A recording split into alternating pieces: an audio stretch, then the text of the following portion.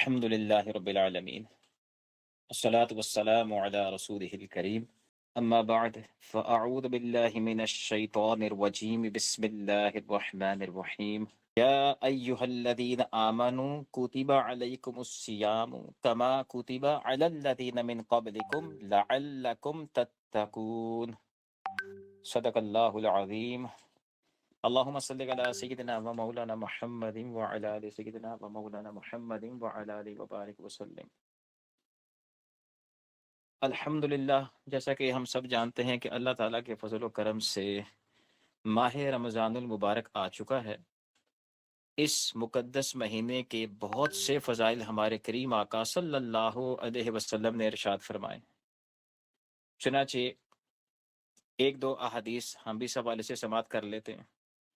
نبی پاک سیدی عالم نور مجسم صلی اللہ علیہ وسلم نے ارشاد فرمایا، جس کا مفہوم یہ ہے کہ جب ماہ رمضان المبارک آتا ہے تو جنت کے دروازے کھول دیے جاتے ہیں۔ ایک روایت میں ہے کہ رحمت کے دروازے کھول دیے جاتے ہیں، اور ایک روایت میں ہے کہ آسمانوں کے دروازے کھول دیے جاتے ہیں، اور جہنم کے دروازے بند کر دیے جاتے ہیں، اور شیاطین کو جکڑ دیا جاتا ہے، یعنی ان کو زنجیروں میں بند کر دیا جاتا ہے۔ اس حدیث پاک میں چند ایک چیزیں نبی علیہ الصلوۃ والسلام نے ارشاد فرمائی ہیں، جن میں سے ایک یہ ہے کہ جنت کے دروازے کھول دیے جاتے ہیں، جہنم کے دروازے بند کر دیے جاتے ہیں۔ بعض علماء اس طرف گئے ہیں کہ اس سے مراد حقیقی دروازے نہیں ہیں، کہ جنت کا دروازہ اگر کھل جائے یا بند ہو جائے تو اس سے امتی کو کیا فرق پڑے گا۔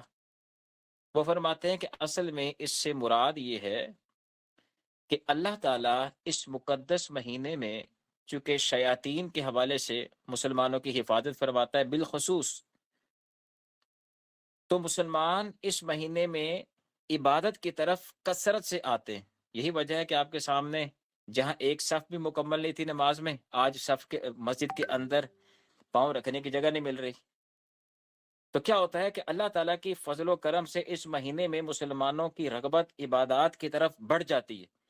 ایسا لگتا ہے کہ جیسے جنت کے دروازے کھل گئے ہیں اور ہر بندے جنت میں جانا چاہتا ہے۔ تو اس سے یہ مراد ہے۔ جہنم کے دروازے بند کر دیے جاتے ہیں، مراد یہ ہے کہ اللہ تعالیٰ مسلمانوں پر اپنا خاص فضل و کرم فرماتا ہے کہ وہ اس خاص مہینے میں اپنے آپ کو گناہوں سے بچانے کی پوری کوشش کرتے ہیں، نیکیوں کی طرف آ جاتے ہیں۔ ایسا لگتا ہے کہ جیسے جہنم کے دروازے بند ہو گئے، کوئی جانا ہی نہیں چاہتا۔ تو بعض علماء فرماتے ہیں کہ اصل میں اس سے مراد یہ ہے، اور بعض علماء اس طرف ہیں کہ اس سے مراد حقیقی طور پر جنت کے دروازے کھلنا اور بند ہونا مراد ہے۔ اللہ عالم۔ تو بہرحال اس حوالے سے یہ ہے کہ چونکہ مقدس مہینہ ہے، ہاں اس میں آخری چیز اس میں یہ بھی ہم سیکھ لیں، سمجھ لیں کہ نبی علیہ الصلوۃ والسلام نے ارشاد فرمایا کہ شیاطین کو جکڑ دیا جاتا ہے، بند کر دیا جاتا ہے۔ اب اس میں بھی علماء کے مختلف اقوال ہیں اس کی وضاحت کے حوالے سے کہ اس سے مراد کیا ہے۔ بعض علماء یہی ارشاد فرماتے ہیں کہ اس سے مراد حقیقی طور پر شیاطین کو باندھ دینا ہے، زنجیروں میں قید کر دینا ہے۔ اچھا، بعض علماء یہ ارشاد فرماتے ہیں کہ اس سے مراد یہ بھی ہو سکتا ہے کہ بڑے بڑے شیاطین جو ہیں، ان کے گرو گھنٹال، ان کو باندھ دیا جاتا ہے، قید کر دیا جاتا ہے، اور چھوٹے ان کے شتونگڑے جو ہیں وہ نہیں قید کیے جاتے، وہ انسانوں کے ساتھ بہرحال لگے رہتے ہیں۔ ایک اس کا یہ بھی پس منظر بیان کیا گیا ہے کہ اس سے مراد یہ بھی ہو سکتا ہے کہ ایک خارجی شیطان ہوتا ہے، بڑا شیطان، اور ایک داخلی شیطان ہوتا ہے جس کو ہم حمزات کہتے ہیں، جو ہر انسان کے ساتھ مسلسل لگا رہتا ہے، کبھی جدا نہیں ہوتا۔ تو فرمایا کہ اس سے مراد وہ خارجی شیطان ہے، بڑا شیطان جو قید کر دیا جاتا ہے، جو داخلی شیطان ہے وہ قید نہیں کیا جاتا، وہ بہرحال اپنا کام کرتا رہتا ہے۔ تو بہرحال چند ایک چیزیں اس حوالے سے تھیں جو میں نے آپ سے عرض کر دیں کہ علماء کے اس میں اقوال مختلف ہیں کہ شیاطین کو قید کر دیے جانے سے کیا مراد ہے۔ بعض فرماتے ہیں حقیقی طور پر، بعض فرماتے ہیں مجازی طور پر۔ مجازی طور پر مراد وہی ہے کہ بھائی اس سے، ہاں ایک اور اس میں یہ بھی لے لیں کہ بعض فرماتے ہیں مجازی طور پر۔ مجازی طور پر سے مراد وہ یہ لیتے ہیں کہ اس سے مراد یہ نہیں ہے کہ شیطان کو حقیقی طور پر قید کر دیا جاتا ہے، مراد یہ ہے کہ لوگ اس طرح نیکیوں کی طرف آتے ہیں جیسے لگتا ہے کہ شیطان تو باندھ دیا گیا ہے، اس کا داؤ ہی نہیں چل رہا، یعنی وہ یہاں ہے ہی نہیں۔ لوگوں کا کثرت سے عبادت کی طرف آنا، اس سے یہ اندازہ ہوتا ہے کہ شاید شیطان باندھ دیا گیا ہے، حقیقت میں باندھا نہیں گیا ہوتا، شیطان کی گرفت ڈھیلی پڑ جاتی ہے، لیکن اس کو یوں بیان کر دیا گیا جیسے شیطان باندھ دیا گیا ہے۔ تو وہ فرماتے ہیں کہ حقیقت میں باندھنا مراد نہیں ہے، بلکہ مجازی طور پر آپ نے یہ بیان کرنے کے لیے کہ لوگ عبادت کی طرف کثرت سے آتے ہیں، لگتا ہے کہ جیسے شیطان کو تو باندھ دیا گیا ہے، وہ یہ مراد لیتے ہیں۔ تو یہ تین ایک چیزیں میں نے آپ سے عرض کر دی اس حدیث پاک کے حوالے سے، اور اسی طرح یہ روایت بھی آپ نے سن رکھی ہوگی علماء سے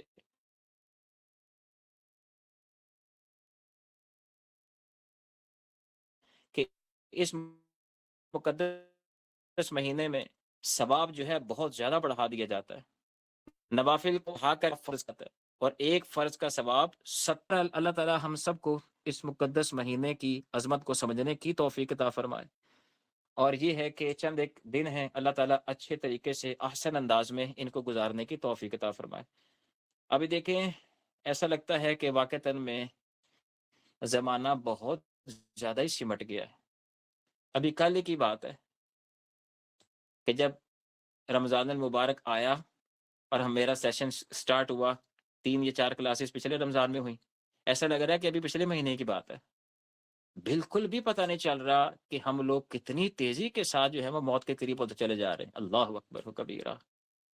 ابھی تھوڑی دیر مجھے یہ سوچ آئی تو میں نے یہ اس حوالے سے آپ سے شیئر کر دیا کہ ہم سب کو چاہیے کہ جتنی تیزی کے ساتھ ہم لوگ موت کی طرف جا رہے ہیں نا، اتنی ہی سپیڈ کے ساتھ ہمیں آخرت کی تیاری کرنی چاہیے۔ اور یہ مقدس مہینہ بہرحال ہمیں ایک موقع دیتا ہے کہ بھائی اس حوالے سے کہ جتنی زیادہ ہو سکتا ہے اس مہینے میں، چونکہ بہت زیادہ جس طرح لوگ سیل لگاتے ہیں نا، اور آپ نے دیکھا رش کیسے ہو جاتا ہے، اوئے ہوئے ہوئے، توبہ توبہ، عوام کا حال تو بے حال ہے کہ کہیں کسی اچھے برانڈ نے سیل لگا دی 60% یا 50% یا 40%، تو ایسے جمع ہو جاتے ہیں کہ جیسے وہ مفتی چیز بانٹ رہا ہے۔ تو یہ رمضان المبارک جو ہے نا، یہ ہم سب جانتے ہیں کہ یہ اصل میں نیکیوں کی سیل لگی ہوئی ہے۔ اللہ کی رحمت اس قدر جوش میں ہے، اتنا نوازتی ہے اس مہینے میں کہ ہم جس کا تصور نہیں کر سکتے۔ تو ہمارا آج کا ٹاپک آپ کے سامنے آپ نے دیکھ لیا ہوگا کہ قرب الہی جو مجھے دیا گیا کہ بھئی اس حوالے سے آپ بات کریں۔ مسئلہ یہ ہے کہ جیسے ہی یہ مبارک مہینہ آتا ہے تو مسلمان کوشش کرتے ہیں کہ اس مہینے کی برکتوں رحمتوں کو زیادہ سے زیادہ سمیٹ لیں۔ اچھی بات ہے، اس لیے آپ نے دیکھا ہوگا کہ بہت سے لوگ مختلف قسم کی عبادات کو اختیار کرنے کی پلاننگ کرتے کہ بھئی اس رمضان میں میں نے اتنے قرآن ختم کرنے ہیں، اتنی تسبیحات پڑھنی ہے، روزانہ کا یہ کرنا ہے، اتنے نوافل پڑھنے ہیں، یہ کرنا ہے، وہ کرنا ہے، پلاننگ کرتے۔ اصل آپ دیکھیں تو مقصد کیا ہے؟ وہ یہ ہے کہ اس مہینے کو اچھے انداز میں گزار کر ہم اللہ تعالیٰ کو راضی کر سکیں، اس کے قریب ہو سکیں۔ اسی پوائنٹ آف ویو سے چند باتیں میں نے آپ سے عرض کرنی ہے کہ ہمیں اپنے مقصد میں کامیاب ہونے کا کم از کم راستہ پتہ چل جائے۔ راستہ پتہ چل جائے تو پھر اس پر چلنا، اور پھر مزید جس کو اللہ ہمت دے اس کے لیے دوڑنا آسان ہو جائے گا۔ پھر ہر بندے کی اپنی ہمت ہے، راستہ تو پتہ چلے کہ میں کس راستے کو اختیار کر کے اللہ کے قریب ہو سکتا ہوں یا ہو سکتی ہوں۔ اگر ایک بندے کو راستہ ہی نہیں پتا تو پھر اس کا مطلب یہ ہے کہ وہ اپنے نفس کی خواہش پر ہی لگا رہے گا اور اسی کو عبادت سمجھتا رہے گا۔ تو اس لیے کم از کم ہمیں راستے کا پتہ ہونا چاہیے۔ یہ میں نے اس لیے کہا کیونکہ ہر دوسرا بندہ اپنے طور پر کوشش تو کرتا ہے اللہ تعالیٰ کو راضی کرنے کے لیے، لیکن معلومات نہ ہونے کی وجہ سے مقصد میں کامیابی نہیں ملتی۔ ہاں، یہ ہو سکتا ہے کہ آپ کے ذہن میں یہ سوال آ جائے کہ وہ کیسے، یعنی عبادت کر کے بھی مقصد کو نہ پا سکے۔ دیکھیں اس کی واضح طور پر دلیل یہ آیت مبارکہ جو میں نے آپ کے سامنے پڑھی تھی نا، سورہ بقرہ کی آیت نمبر 183، جس میں اللہ تعالیٰ نے ارشاد فرمایا کہ بے شک اے ایمان والو، ہم نے تم پر روزے فرض کیے گئے ہیں جیسا تم سے پہلے لوگوں پر روزے فرض کیے گئے تھے، تاکہ تم متقی بن جاؤ، تاکہ تم تقوی والے بن جاؤ۔ تو اس کی دلیل یہی ہے کہ لوگ کثرت سے روزے بھی رکھتے ہیں، بڑی تعداد روزے رکھتی ہے، مسجدیں بھی وقتی طور پہ بھر جاتی ہیں، لیکن جیسے ہی مہینہ ختم ہوتا ہے ایٹ دا اینڈ ہم لوگ وہی کھڑے ہوتے ہیں جہاں پہلے دن تھے۔ اس کی واضح طور پر مثال ہمیں چاند رات کو نظر آ جاتی ہے. وہی لوگ ہم لوگ کہ جو سارا مہینہ ہم نے روزے رکھے تھے اور کوشش کی تسبیحات وغیرہ نوافل وغیرہ پڑھنے کی, لیکن ایٹ دا اینڈ وہ تقوی نہیں ملا, تقوی کی تہ بھی نہیں ہمیں ملی. وہ نظارہ چاند رات کو نظر آ جاتا ہے. وہی بندہ جو مسجد میں اعتکاف میں بھی بیٹھ جاتا ہے, داڑھی بڑھا لیتا ہے, جیسے ہی باہر نکلتا ہے آتے ہی شیو کر لیتا ہے. اس کا مطلب ہی ہے کہ قرآن نے تو یہ ارشاد فرمایا تھا کہ اگر تم روزے رکھو گے تو تمہیں تقوی کی دولت مل جائے گی, لیکن وہ ملی کوئی نہیں. اس کا مطلب کہیں کچھ خرابی ہم لوگ کر جاتے, ہمیں راستہ نہیں پتہ چلتا. تو اسی حوالے سے چند باتیں میں نے بس آپ سے عرض کرنی ہے. یاد رکھیں کہ مسئلہ یہ ہے کہ چند ایک چیزیں, موٹی موٹی چیزیں میری گفتگو سمجھ لیں اس بندے سے ہے جو بالکل ہی ابتدائی طور پر ہمارے سامنے آیا ہے, اس معنی میں کہ مجھے راستہ دکھا دیں بھائی, مجھے بتا دیں کہ میں اللہ کا قرب کیسے پا سکتا ہوں یا پا سکتی ہوں. تو اب ہم نے اس کو گائیڈ کیسے کرنا ہے؟ تو موٹی موٹی 3 چیزیں, زیادہ نہیں. سب سے پہلا یہ ہے علم کا حاصل کرنا, علم دین کا حاصل کرنا. نمبر 2 اس علم پر عمل کرنا. اور نمبر 3 یہ دونوں کام, علم دین کو حاصل کرنا, نمبر 2 اس پر عمل کرنا, یہ دونوں کام اخلاص کے ساتھ ہونے چاہیے. یہ ایسا بہترین طریقہ ہے کہ جس کی وجہ سے انسان انشاءاللہ تقوی کی دولت کو پانے میں کامیاب ہو سکتا ہے, وگرنہ نہیں. اگر کسی کے پاس علم ہے عمل کوئی نہیں تب بھی نقصان ہے. اگر کسی کے پاس علم نہیں عمل ہے تب بھی نقصان ہے. اگر کسی کے پاس علم بھی ہے عمل بھی ہے, اخلاص نہیں ہے, نیت خراب ہے, تب بھی نقصان ہے. تو 3 چیزیں ہمارے سامنے آتی ہیں. سب سے پہلے علم دین کا حصول, پھر اس کے بعد اس پر عمل, اور یہ دونوں کام اخلاص کے ساتھ, نیت اچھی صاف ستھری ہو. تو سب سے پہلے جب ہم علم کی بات کرتے ہیں تو علم روشنی ہے. مثال کے طور پر میں اگر لاہور سے کراچی جانا چاہتا ہوں تو میرے پاس اتنے راستے موجود ہیں میرے سامنے, اور مجھے نہیں پتا کہ میں کس راستے کو چوائس کر کے کراچی تک پہنچ سکتا ہوں. راستہ ایک ہی جاتا ہے. اگر مجھے پتا نہیں ہوگا تو ہو سکتا ہے میں غلط ٹریک پر چڑھ جاؤں. اب میرا اس غلط ٹریک پر چڑھ جانا, اس کے اوپر چلنا یا مزید دوڑنا کوئی فائدہ نہیں دے گا, کیونکہ ٹریک ہی صحیح نہیں ہے. جتنا مرضی میں تیز دوڑنے کی کوشش کر لوں مجھے نتیجہ نہیں ملے گا, میں منزل تک نہیں پہنچ سکتا, ٹریک غلط ہے. اس لیے جو ٹریک ہے نا, ٹریک وہ علم دین ہے, اس کی روشنی علم دین ہے. علم بتائے گا کہ تم نے یہ کام اس انداز میں کرنے ہیں تو اللہ کا قرب ملے گا, وگرنہ اللہ کا قرب پانے کا خواب بھی نہ دیکھنا. یہی وجہ ہے اگر آج ہم اپنے معاشرے کا جائزہ لیں تو آپ کو پتہ چلے گا کہ ہم لوگ اپنے طور پر علم دین سیکھے بغیر, علماء سے رہنمائی حاصل کیے بغیر, جب اپنے طور پر چند ایک چیزوں کو بطور عبادت اپناتے ہیں اور انہی کو دا فائنل سمجھ لیتے ہیں تو ہمارا اکثر نقصان ہو جاتا ہے, تقوی کی تہ بھی ہمیں نصیب نہیں ہوتی. جیسے ایک موٹی مثال, آج ہم لوگوں نے نماز کا کیا حال کر دیا ہے. کتنے لوگ ہیں, کتنے فیصد لوگ ہیں جو نماز پڑھتے ہیں, جس کا قرآن شروع سے لے کر کے آخر تک بار بار حکم دیتا ہے. نبی علیہ الصلوۃ والسلام نے اتنی فضیلت اس کی بیان کی ہے, اتنی وعیدیں بھی اس پر بیان کی ہے. تو قرآن نے ہمیں نماز کی جو پابندی سکھائی تھی, ترغیب دی تھی, زور دیا تھا, اس حوالے سے ہمارا حال یہ ہے کہ نماز آج چیدہ لوگ ہی پڑھتے ہیں. 100 لوگ ہیں تو اس میں سے 5% ہی پڑھ رہے ہیں. لیکن وہی لوگ, ہم لوگ 11ویں اور اس طرح کے دیگر امور جو ہیں وہ قضا نہیں ہونے دیتے. یعنی اگر آپ دیکھیں تو ہمارا پورا سینیریو ہی بدل گیا ہے. 11ویں 12ویں ہم قضا نہیں ہونے دیتے, اور جو نماز ہے اس کے قریب بھی نہیں بھٹکتے, اور اس کے باوجود ہم لوگ پکے عاشق رسول بھی ہیں, پکے جنتی بھی ہیں, جنت کے ٹھیکیدار بھی ہیں. اسی طرح اگر کسی کے ہاں فوتگی ہو جائے تو وہاں وراثت کے مسائل شریعت ڈسکس کرتی ہے کہ یہاں اب سارا پروسیجر جو وراثت شریعت نے بیان کی ہے اس کے مطابق ہوگا. آپ اس بات کے میرے سے زیادہ گواہ ہوں گے. بتائیں کہ جب کسی کے گھر فوتگی ہو جاتی ہے تو وہاں کتنے لوگ اس بات کو سیریسلی لیتے ہیں کہ بھائی سارا معاملہ شریعت کے مطابق طے ہونا چاہیے. کفن دفن اس کا مال اسباب کہاں کس طرح لگے گا, شریعت کیا حکم ارشاد فرماتی ہے, یہ فکر نہیں میں نے لوگوں میں دیکھی.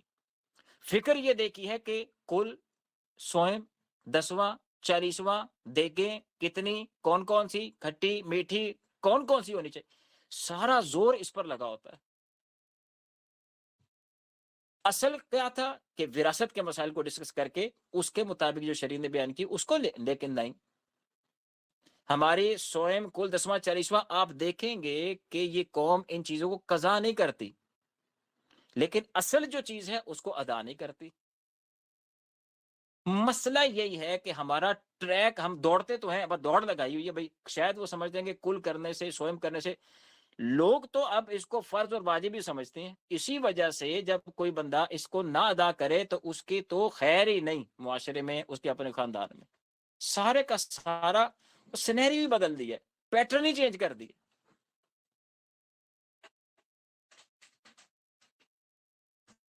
تو بہرحال اس حوالے سے ہمیں قرآن نے یہ تعلیم دی ہے سورہ نحل چیپٹر نمبر 16 اس کی آیت نمبر 43 میں, جس کا مفہوم یہ ہے فَاسْأَلُوا أَهْلَ الذِّكْرِ إِن كُنتُمْ لَا تَعْلَمُونَ, پس اہل علم سے سوال کرو اگر تمہیں علم نہیں ہے. قرآن نے پابند کر دی ہے کہ سوال کرنا ہے اگر پتہ نہیں ہے تو. نبی علیہ الصلوۃ والسلام ارشاد فرماتے ہیں جس کا مفہوم یہ ہے علم دین کا حاصل کرنا ہر مسلمان مرد اور عورت پر فرض ہے, یہ آپشن نہیں ہے اس میں. لہذا آج جو ہے نا ہم تھوڑا سیریس ہو جائیں. میری عمر 30 سال ہے, 40 سال ہے, 50 سال ہے, 60 سال ہے, 70 سال ہے, جتنی بھی عمر ہو چکی ہے اس عمر کو اب ہم بہانہ نہ بنائیں. اگر اللہ تعالی ہمیں سمجھ عطا فرما دے, ہماری آنکھیں کھول دے, تو عمر کتنی ہی ہو جائے علم دین سیکھنے کے لیے کوئی خاص عمر درکار نہیں ہے. فوراً سے پیشتر بندہ جو ہے نا اپنے اس جو چیز ہے, کمی ہے, کوتاہی ہے, اس کو دور کرے. تو علم دین سیکھنے کے حوالے سے ہم لوگ سیریس ہو جائیں. اگر اللہ کا قرب چاہیے, وگرنہ علماء نے واضح طور پر لکھا ہے کہ کوئی جاہل بندہ کبھی اللہ کا مقرب نہیں بن سکتا. قرآن کا 2 ٹوک فیصلہ ہے, یہ نص ہے قرآن کی, جس میں مفہوم یہ آیت مقدسہ کا کہ جاہل اور عالم کبھی برابر نہیں ہو سکتے. تو اس کو سیکھنے کے لیے سیریس ہو جائیں. اب اس میں چند ایک چیزیں میں آپ سے عرض کر دوں کہ سب سے پہلا سوال یہ پیدا ہوتا ہے, میں ایک نقطہ میرے ذہن میں آ گیا وہ بھی میں عرض کر دوں. ڈاکٹر صاحب نے بیان کیا تھا اور بڑا اہم نقطہ تھا. وہ ارشاد فرماتے ہیں کہ علم دین اتنی بڑی دولت ہے, اتنی بڑی دولت ہے کہ اب آپ دیکھیں سادات کی کتنی تعظیم عزت ہے ہمارے ہاں کہ نبی علیہ الصلوۃ والسلام کی نسل سے ہیں, اگرچہ 1450 سال ہو چکے یا 1500 سال ہونے کو آئے, لیکن آج بھی کوئی اس گھرانے کا ہے تو ہم اس کی تعظیم کرتے ہیں, اس کی تعظیم کو اپنے ایمان کا حصہ سمجھتے ہیں. لیکن فرمانے لگے, یہ ہمارے بزرگان نے دین کتابوں میں مسئلہ لکھا ہے کہ اگر کوئی سید ہے لیکن علم سے ناواقف ہے, تو فرمایا اس سید جو علم سے ناواقف ہے اس سے اعلیٰ درجے کا عالم دین ہے. سید اس عالم کا مقابلہ نہیں کر سکتا. کیوں؟ وہ فرماتے ہیں علماء کہ اصل میں اس پر نص ہے اللہ کی, یعنی قرآن نے اس کو واضح کیا ہے کہ جاہل اور عالم کبھی برابر نہیں ہو سکتے. اب وہ جاہل کوئی بھی ہو, عالم کے برابر نہیں ہو سکتا. پھر ڈاکٹر صاحب نے فرمایا کہ اللہ نہیں مانتا یہ بات کہ کسی جاہل کو اللہ کسی عالم کے برابر کر دے, اللہ ہی نہیں مانتا. وہ کوئی بھی ہو, عالم کا مقابلہ نہیں کر سکتا. تو کم از کم علم دین سیکھنے کا ذہن بنائے. اب سیکھنا کتنا ہے, کیا ہونا چاہیے, اس میں دیکھیں سب سے پہلے چند ایک باتیں اس حوالے سے یہ ہیں کہ 3 طرح کی باتیں ہر مسلمان پر سیکھنا لازم ہے. لازم کا مطلب ضروری ہے. نمبر 1, سب سے پہلے عقائد کو سیکھنا. مطلب عقائد میں کیا چیزیں آ جاتی ہیں؟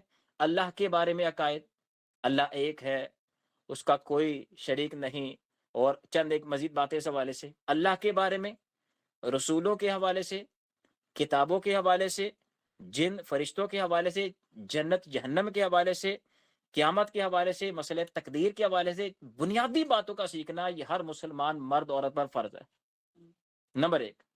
نمبر 2، عبادات اور معاملات کے حوالے سے، یعنی جیسے ہی ایک بندہ بچہ تھوڑا بلوغت کی طرف آتا ہے تو جن جن عبادات سے، جن جن معاملات سے اس کا واسطہ پڑتا چلا جاتا ہے، شریعت ان معاملات عبادات کے حوالے سے اس پر عبادت کو، علم کو سیکھنا فرض کر دیتی ہے۔ جیسے بچہ بلوغت کی طرف آتا ہے تو فوراً سے پیشتر وضو، غسل، خواتین ہیں تو حیض و نفاس، پاکی ناپاکی کے مسائل، کپڑوں اور دیگر اشیاء کو پاک کرنے کے طریقے، اگر بندہ موزے استعمال کرنا چاہتا ہے تو موزوں کے مسائل، اسی طرح نماز کے مسائل، روزوں کے مسائل، مالدار ہے تو زکوٰۃ کے، حج کے، قربانی کے، صدقہ فطر کے مسائل، ان کم از کم عبادات کو سیکھنا مسلمان پر فرض ہے، ان کے بغیر گزارا نہیں ہے۔ اس علم کو حاصل کیے بغیر آپ اللہ کا قرب نہیں پا سکتے، میں آپ کو واضح طور پر کہہ رہا ہوں، یہ جو چیز فرض ہے، اگر ایک بندہ فرض چھوڑ دے وہ اللہ کا قرب پا سکتا ہے؟ نہیں پا سکتا۔ اس کے علاوہ معاملات کے حوالے سے، معاملات ہیں بندے کا بندے کے ساتھ تعلق، جیسے کاروباری معاملات ہیں، نکاح، شادی بیاہ، طلاق، عدت وغیرہ کے مسائل ہیں، تو جس بندے کو جس معاملے سے واسطہ پڑتا چلا جائے گا ان معاملات سے متعلق علم سیکھنا فرض ہوتا چلا جائے گا۔ تو کم از کم 2 چیزیں یہ۔ تیسری اور آخری چیز جس کا سیکھنا ہر مسلمان پر فرض ہے وہ ہے گناہوں کی معرفت، بالخصوص باطنی گناہ، حسد، غیبت، ریاکاری، حب جاہ، بدگمانی وغیرہ وغیرہ۔ یہ وہ بیماریاں ہیں، اتنی بڑی بیماریاں ہیں کہ اگر ان کی معلومات نہ ہو تو بندہ بچ نہیں سکتا، بچے گا نہیں تو کھانا خراب ہو جائے گا، ساری کی ساری عبادات رگڑا لگ جائے گا۔ ریاکاری اتنا بڑا یہ شیطان کا ہتھیار ہے کہ آپ تصور نہیں کر سکتے۔ یہ عبادت ہو چکی سالوں سال، جو پہلے کی جا چکی کو برباد کروا دیتی ہے اگر اس کا پتہ نہ ہو۔ تو کم از کم یہ 3 چیزیں سیکھنا ہم مسلمانوں پر فرض ہے۔ تو ان چیزوں کو سیکھنے کا ذہن بنائیں۔ ہمارے آقا صلی اللہ علیہ وسلم ارشاد فرماتے ہیں، اب آپ حدیث پاک سنیں جس کا مفہوم یہ ہے، کتنا ٹائم ہے؟ 9:20 ہوئے، کتنی طرف چلنا ہے؟ 9:30، 10 منٹ رہے،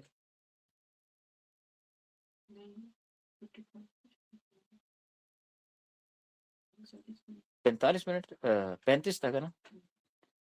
حدیث پاک میں ہے، رسول پاک صلی اللہ علیہ وسلم نے ارشاد فرمایا جس کا مفہوم یہ ہے، بڑے غور سے سنیں، اگرچہ آپ نے پہلے سنی ہوں گی لیکن آج ایک مرتبہ دوبارہ اس کو توجہ کے ساتھ سنیں۔ فرمایا وہ عابد کہتے ہیں عبادت گزار کو، وہ عابد جو بغیر علم کے عبادت کرتا ہے اس کی مثال اس شخص کی طرح ہے جو رات کو عمارت بناتا ہے، صبح کو گرا دیتا ہے۔ یعنی ایک بندہ ساری رات اس نے محنت کی ہے، مشقت کی ہے، عمارت تعمیر کی ہے، اور صبح اٹھا تو اس کو گرا دیا، یعنی محنت ضائع کر دی۔ یہ مثال ہمارے نبی علیہ الصلوۃ والسلام ارشاد فرما رہے ہیں اس عابد کی، عبادت گزار کی جو علم سیکھے بغیر عبادت کی طرف آیا ہوا۔ ہمیشہ یاد رکھیں جب بھی ہم بلڈنگ تعمیر کرتے ہیں تو سب سے زیادہ امپورٹنٹ اس کی چیز اس کی بیس ہوتی ہے، بنیادیں۔ اگر بنیاد مضبوط نہیں ہے تو آپ کی بلڈنگ کبھی بھی نیچے آ سکتی ہے۔ جتنی مضبوط بنیاد ہوگی اتنی ہی لمبی چوڑی اونچی آپ عمارت بنا سکتے ہیں۔ علم عمل کی بنیاد، علم مضبوط ہے، اس کے اوپر آپ جتنی مرضی بڑی عمارت تعمیر کر دیں فائدہ ہی فائدہ ہے۔ اگر آپ کی عمارت بنیاد کمزور ہے، علم نہیں آپ جانتے، صرف عبادت کی عمارت آپ تعمیر کیے جا رہے ہیں، بہت بڑے رسک پر ہیں۔ سینکڑوں فتاوی جات اس وقت موجود ہیں کہ جن میں آپ دیکھیں لوگوں کی 50 60 سال کی عبادتیں، زکاتیں ضائع ہو گئی، پھر علماء سے لڑتے ہیں۔ بھائی جب تمہارا ٹریک ہی صحیح نہیں تھا، تو دوڑنے کا فائدہ کیا؟ اب تم اپنی مرضی سے دوڑتے چلے جا رہے ہو، اب جب درمیان میں پہنچے ہو، اب تمہیں بتایا کہ راستہ غلط ہے، اب تم علماء کو گالیاں نکال رہے، اب کہہ رہے ہو کہ دین کہاں سے مشکل ہو گیا؟ بھائی دین تو آسان تھا، سیکھ کے چلتے تو دوڑتے کیا، پیدل بھی چلتے تو منزل تک پہنچ جاتے۔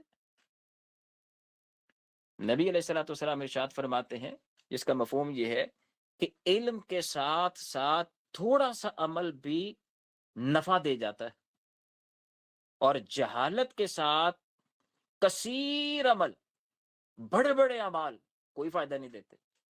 حدیث پاک، وجہ کیا ہے؟ بیس نہیں ہے۔ آپ نے عمارت ایسے تعمیر کرنا شروع کر دی ہے، جتنی مرضی بڑی عمارت آپ بنا لیں، بیس نہیں ہے، وہ بیس لیس ہے، وہ کسی بھی وقت دھڑام سے گر سکتی ہے۔ میں نے ابھی آپ کو پچھلے دفعہ بتایا کہ جو حال پیچھے عوام کا دیکھ کے آئے، اس بچے کو میں نے کہا، نوجوان تھا، بچہ نہیں تھا، نوجوان تھا، میں نے کہا بھائی آپ سورہ فاتحہ سنائیں۔ کہتا مجھے تو نہیں آتی، سورہ فاتحہ نہیں آتی۔ میں نے کہا کوئی ایک آیت سنا دیں۔ کہتا ایک آیت بھی نہیں آتی۔ اب وہ لڑکا آپ سمجھ لو کہ تقریباً 22-23 سال کا تھا۔ میں تو ہکا بکا رہ گیا، میں کہا یہ عوام کا حال ہے۔ دوسرا ساتھ اس طرف بیٹھا ہوا تھا، میں نے کہا آپ سناؤ۔ اس کو میں نے کہا سورہ اخلاص سناؤ۔ کہتا ہے قل فو واللہ احد۔ میں کیا؟ قل فو واللہ۔ وہ نوجوان، وہ بھی نوجوان تھا۔ میں قل فو، فا کہاں سے آ گیا؟ ایک اور پیچھے سے شخص آ گیا کہ میں ان سے سن رہا ہوں، وہ تھوڑا زیادہ عمر کا تھا۔ میں نے کہا آپ سورہ اخلاص سنا ہے؟ کہتا قل فو واللہ احد۔ قل فو واللہ، فا کہاں سے آ گیا؟ یہ عوام نے فا کہاں سے سیکھ لی؟ میں نے کہا ہوئے ہمیں تو قرآن یہ بنیادی چھوٹی چھوٹی صورتیں بھی نہیں آتی پڑھنی۔ اس وقت مجھے اندازہ ہوا کہ لوگوں کو کتنی شدید ضرورت ہے کہ ان تک پہنچا جائے، ان کو تک دین کی بات بتائی جائے۔ ہوئے اب وہ بچہ مثال کے طور پر اگر نہیں سیکھتا، اس طرح قل فو واللہ احد کر کے نمازیں پڑھتا ہے، تو کیا کر رہا ہے؟ اپنا نقصان کر رہا ہے۔ تو وہ حالت بہت زیادہ خراب ہے۔ جہالت کے ساتھ کثیر عمل فائدہ نہیں دیتا۔ اسی طرح فرمایا نبی علیہ الصلوۃ والسلام نے کہ بغیر علم کے عبادت کرنے والا اس گدھے کی طرح ہے جو چکی پیسنے والے مکان کے اندر ہے۔ مطلب کیا ہے؟ مطلب یہ ہے کہ گدھا اس چکی پیسنے والے مکان کے اندر سارا دن چلتا رہے، اس کے چلنے کا اس گدھے کو کوئی فائدہ نہیں ہے، جہاں تھا صبح شام کو وہیں کھڑا ملے گا۔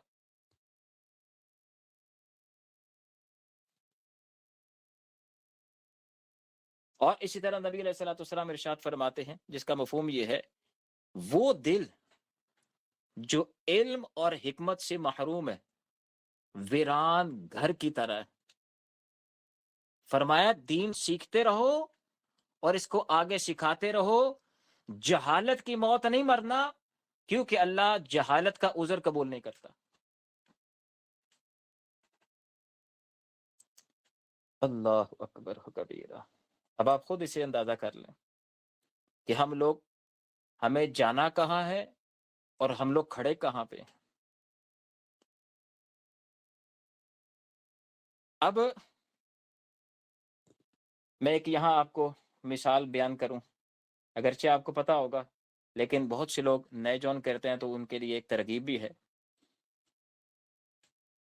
علم دین کی فضائل کے حوالے سے چند ایک باتیں میں نے آپ سے عرض کر دی، اہمیت کے حوالے سے۔ یہاں ایک اور بات آپ سن لیں۔ ایک کسی ملک کا پریزیڈنٹ اپنے پورے پروٹوکول کے ساتھ کہیں جا رہا تھا، آگے پیچھے گاڑیاں ٹوں ٹاں کرتی جا رہی ہیں، یہ درمیان میں بیٹھا ہوا۔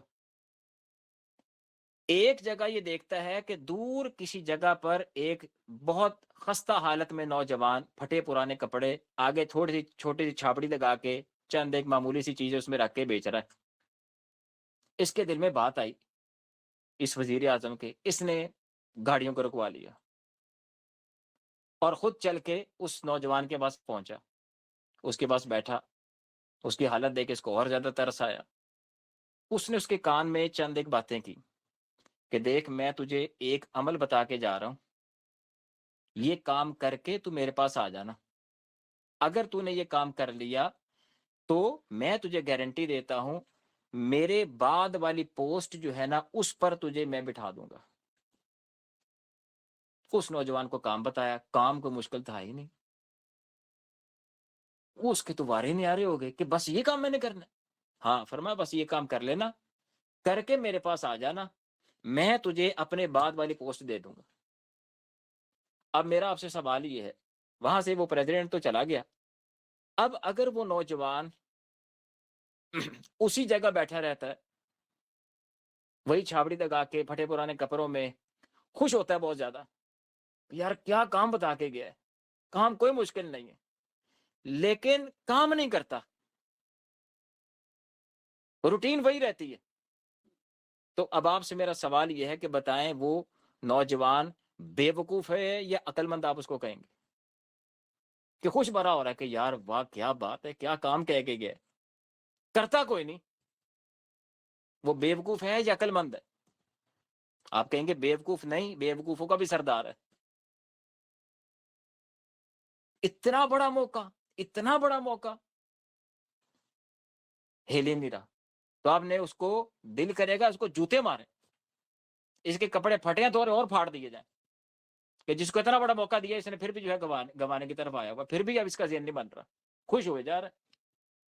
حدیث پاک، رسول پاک صلی اللہ علیہ وسلم نے ارشاد فرمایا، جس کا مفہوم یہ ہے، سننے والی حدیث پاک ہے، کہ جو بندہ علم دین حاصل کر رہا ہو اس نیت سے کہ اللہ کے دین کی حفاظت کروں گا، اس کو زندہ کروں گا، اور اسی حالت میں موت آ جائے، فرمایا کل قیامت میں جنت میں اس کے اور انبیاء علیہ السلام کے درمیان صرف ایک درجے کا فرق رہ جائے گا۔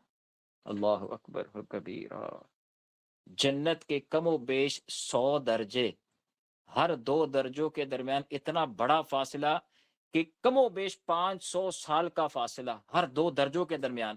نیچے والے درجے والے اپنے سے اوپر والے درجے کو ایسے دیکھتے ہیں جیسے ہم ستاروں کو دیکھتے ہیں، اتنا زیادہ فاصلہ۔ تو نبی انبیاء علیہ السلام کا سب سے اعلیٰ درجہ، فرمایا اس کے بعد والا درجہ اس بندے کو ملے گا جو علم دین حاصل کرتا ہوا ہی مر جائے۔ ہاں یہاں ایک بات میں آپ کو بتا دوں، علماء نے اس کی دو چیزیں بیان کی ہیں۔ ایک اس میں یہ ہے کہ نبی علیہ السلام کا یہ فرمان عالی شان کہ انبیاء اور اس کے درمیان ایک درجے کا فرق رہ جائے گا، اس سے مراد یہ ہے کہ انبیاء علیہ السلام کے بعد صحابہ کا درجہ ہوگا، دیگر انبیاء علیہ السلام کے جو ان کے صحابہ تھے ان کا درجہ، یعنی کہ نبیوں کو دیکھنے والوں کا درجہ جو ان پر ایمان لائے، اور اس کے بعد اس طالب علم کا درجہ ہے، یعنی ایک درجے کا فرق ہوگا سے مراد یہ ہے کہ درمیان میں صرف صحابہ کا درجہ ہے، اس کے بعد نبیوں کا درجہ ہے، تیسرے نمبر پر اس کا درجہ ہے۔ اب آپ اندازہ نہیں کر سکتے کہ یہ کتنی بڑی جمپ ہے، کتنی بڑی جمپ ہے جو نبی علیہ السلام ہمیں یہ تعلیم دے کے چلے گئے، وگرنہ ہمارے جیسا نکما کام چور تو جنت کے سب سے نچلے طبقے میں بھی اگر اس کو جگہ مل جائے تو وہ اس قابل بھی نہیں ہے۔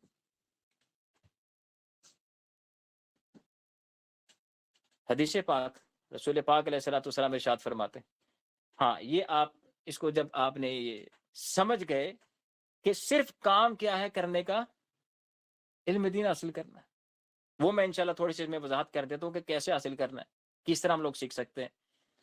تو اگر ہم لوگ اس اتنی بڑی بشارت کو سننے کے باوجود صرف سبحان اللہ کہہ کے اور تھوڑا سا خوش ہو کر کے کام نہ کریں تو بتائیں اس نوجوان کے اور ہمارے درمیان فرق کیا ہوگا؟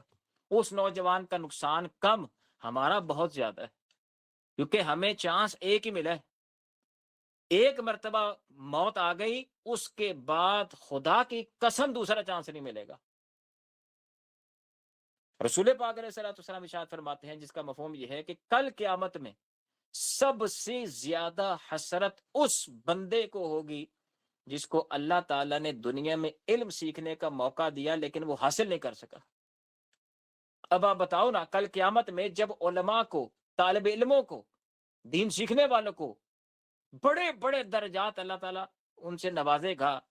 تو جس کو موقع ملا تھا وہ رہ گیا، وہ تو اپنے ہاتھ سے بائے گا. موقع ہے، سانس ہے، اس کا فائدہ اٹھا لو.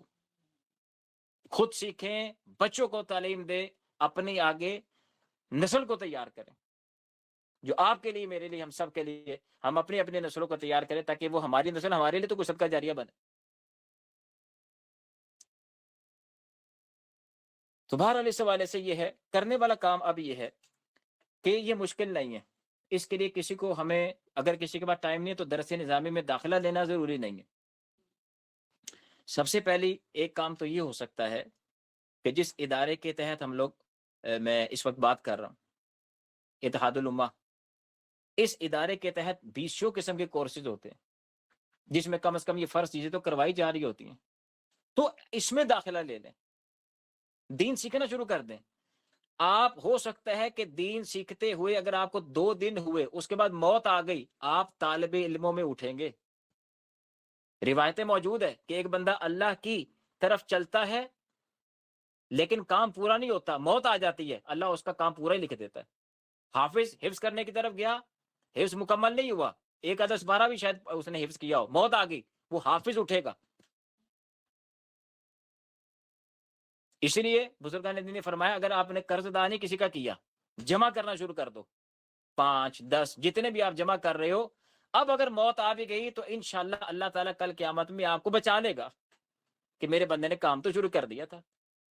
اس لیے فرمایا فرض نمازیں تمہارے اوپر باقی ہیں، قضا ہیں، ایک ایک ہی پڑھنا شروع کر دو. اسی درمیان اگر موت آ گئی، اللہ ہو سکتا ہے کبھی امید معاف فرما دے گا کہ میرے بندے نے شروع تو کر دیا تھا کام، پورا نہیں ہوا، وہ تو میرا حکم تھا کہ اس کو اتنی زندگی دینی ہے. دین سیکھنا شروع کرتے ہیں تو کم از کم ان کورسز میں داخلہ لے لیں، مختلف قسم کے شارٹ کورسز جو ہیں ان میں داخلہ لے لیں. دوسرا کام یہ آپ کر سکتے ہیں، میں اور آپ، ہم سب یہ کر سکتے ہیں کہ مفتی اکمل صاحب کی جو کتاب ہے نا، قرب الہی، بڑی نفیس کتاب ہے، 3 جلدوں میں ہے، اس کی پہلی 2 جلدیں ہی پڑھ لیں، انشاءاللہ تعالی آپ کو بہترین راستہ مل جائے گا. اس کو پڑھنے سے تقویٰ طہارت بھی نصیب ہوگا اور علم بھی آتا چلا جائے گا. وہ سمجھ لیں کہ بالکل مبتدی کو، یعنی جو بالکل ابتدائی بندہ ہے، جس کو نہیں پتا میں نے کیا کرنا ہے کیا نہیں کرنا، اللہ کا قرب کیسے پانا ہے، وہاں سے اس کو لے کے چلیں اور اس کو پھر اوپر تک لے کے جاتے ہیں، اچھے مقام تک پہنچاتے ہیں. تو ایک یہ کتاب بڑی اچھی اس حوالے سے نفیس ہے. اس کا تیسرا یہ بھی ہو سکتا ہے کہ آپ آج یوٹیوب کے ذریعے بہت کچھ سیکھ سکتے ہیں. جیسے مفتی اکمل صاحب کی اگر آپ دیکھیں تدبر قرآن، دورہ صحیح بخاری، احکام شریعت، یہ 3 چیزیں انسان کی بڑی حد تک کمی جو ہے نا پوری کر دیتی ہیں. قرآن بھی آ گیا آپ کے پاس، حدیث بھی آ گئی اور فقہ بھی آ گئی، اور قرب الہی کتاب ساتھ یہ اصلاحی کتاب بھی آ گئی. تو یہ چند ایک چیزیں اس حوالے سے. اور اس کے حوالے سے اگر کوئی بندہ تھوڑا سا اور پڑھنا چاہے تو اس کا بہرحال پھر طریقہ یہ ہوتا ہے کہ آپ اپنے کم از کم فرض علم سیکھیں، اس کے ساتھ ساتھ اپنے شوق جس میں ہوتا ہے نا، بندے، ہر بندے کا شوق ہوتا ہے، میں تفسیر پڑھنی ہے، میں نے فقہ پڑھنی ہے، میں نے اصلاحی کتابیں پڑھنی ہیں، تو اپنے شوق کے مطابق کچھ کتابیں لے لیں آسان. تو ان کے روزانہ کے کچھ نہ کچھ پیجز یا کچھ خاص ٹائم ڈیوریشن آپ ڈیسائیڈ کر لیں کہ میں نے روزانہ کا اتنے منٹ علم دین پڑھنا ہے، سیکھنا ہے طالب علم کی حیثیت سے. یہ اتنے صفحے میں نے اس سبجیکٹ کے پڑھنے، ایک تفسیر لے آئیں، شرح لے آئیں، فقہ کی کتاب لے آئیں، اصلاحی کتاب لے آئیں، یہ 4 سبجیکٹس کم از کم ساتھ چلائیں، روزانہ کے ایک صفحہ پڑھتا رہیں. آپ طالب علم میں جو پڑھیں کوشش کریں آگے سکھا دیں. آپ طالب علم میں نیت یہ رکھیں کہ جیسے انشاءاللہ علم دین سیکھ رہی ہوں یا سیکھ رہا ہوں، انشاءاللہ میں آگے بھی بتاؤں گا یا بتاؤں گی. طالب علم میں اللہ فضل فرما دے گا. تو کم از کم 36 ہو گئے، تو کم از کم 5 منٹ اور ہیں، تو کم از کم یہ کام کرنے والے، اس کے بغیر اللہ کا قرب نہیں مل سکتا، میں نے آپ کو بتا دیا. ہاں، ایک حدیث پاک میں آپ کو یہاں مزید شیئر کر دوں، 5 منٹ ہیں. جب ہم علم دین سیکھتے ہیں نا، پھر ہمیں کیٹیگریز کا پتہ چلتا ہے کہ اچھا اللہ تعالیٰ نے بعض کاموں کے ہمیں کرنے کا حکم دیا ہے، بعض کاموں سے منع کیا ہے. اب جن کاموں کے کرنے کا حکم دیا ہے اس میں بعض کام فرض ہیں، بعض اس سے نیچے واجب ہیں، بعض اس سے نیچے سنت مؤکدہ، بعض سنت غیر مؤکدہ، بعض مستحب. یہ کرنے والے کاموں کی لسٹ ہے. اور دوسری طرف نہ کرنے والے کاموں کی بھی لسٹ ہے. سب سے پہلے حرام، پھر مکروہ تحریمی، پھر اسات، پھر مکروہ تنزیہ، پھر خلاف اولا. تو ہمیں یہ پتا ہوگا اگر ہم دین سیکھتے ہیں کہ ہمارے جو کرنے کے کام ہے وہ سب سے پہلے فرض، واجب، سنت مؤکدہ، کم از کم ان 3 طرح کے کاموں کو کرنا اپنے اوپر لازم سمجھیں. ان کے بغیر گزارا نہیں ہے، آپ چاہے دنیا جہاں کی عبادتیں کر لیں. اگر آپ فرض چھوڑے بیٹھے ہیں، واجب چھوڑے بیٹھے ہیں، سنت مؤکدہ ترک کیے ہوئے ہیں، نیچے نفلی عبادتوں میں آپ سارا زور لگا رہے ہیں، کیا ہوگا وہ میں آپ کو حدیث سنانے لگا ہوں. وہ یہ ہمارے نبی علیہ الصلوۃ والسلام ارشاد فرماتے ہیں کہ اللہ تعالیٰ فرماتا ہے جس نے میرے کسی ولی کو خوف زدہ کیا اس نے مجھے کھلے عام جنگ کی دعوت دی. ٹھیک. اور کوئی بندہ میرے فرائض کی ادائیگی کے سوا کسی اور چیز کے ذریعے مجھ سے زیادہ تقرب حاصل نہیں کر سکتا. بات ہی ختم ہو گئی. یعنی کہ اللہ تعالیٰ فرما رہا ہے کہ میں نے اپنے بندوں پر جو فرض چیزیں کی ہیں ان کو ادا کیے بغیر کوئی میرا قرب حاصل نہیں کر سکتا. اور ایک روایت میں یہ الفاظ ہیں، اے ابن آدم میرے پاس جو ہے وہ اس وقت تک تجھے نہیں مل سکتا جب تک کہ میرے فرض کردہ اوامر کو ادا نہیں کر لے گا. جو میں نے چیزیں تجھ پر فرض کی ہیں، جو میں نے تجھے حکم دیا وہ کر، وہ کرے گا تو پھر میرے پاس جو نعمتیں ہیں میں تجھے دوں گا. بندہ نماز پڑھتا کوئی نہیں، روزے کی اس کو فکر کوئی نہیں، گناہوں سے بچتا کوئی نہیں، اور جھنڈیاں لگا رہا ہے، لیٹے پہ لیٹے لگائی جا رہا ہے، 11ویں پکائی جا رہا ہے، کل 100 10ویں 40ویں کیے جا رہا ہے، اپنی من پسند کے چند ایک اعمال اختیار کر کے وہی سب سے بڑا عاشق رسول بنا ہوا ہے. ہمیں قرآن اور حدیث کچھ اور بتاتے ہیں، ہم چل کس اور طرف گئے ہیں.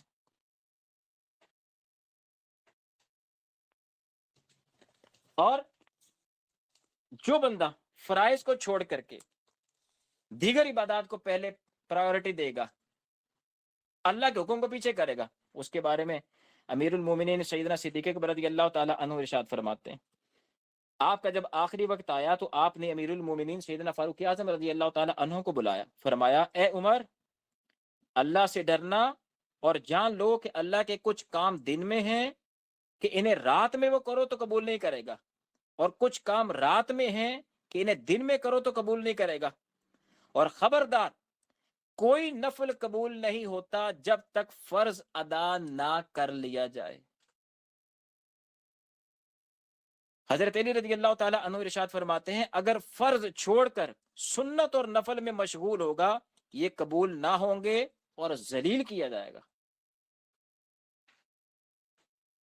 تو اس حوالے سے غوث پاک رحمۃ اللہ تعالی علیہ کے حوالے سے بھی ایک مثال بیان آپ نے کی ایسے بندے کی جو اللہ کی فرض کی ہوئی عبادات کو نہیں کرتا، اپنی من پسند عبادت کو کیے ہوئے. فرمایا اس کی مثال اس عورت کی سی ہے جو حاملہ تھی اور وقت ولادت اس کا حمل ساقط ہو گیا.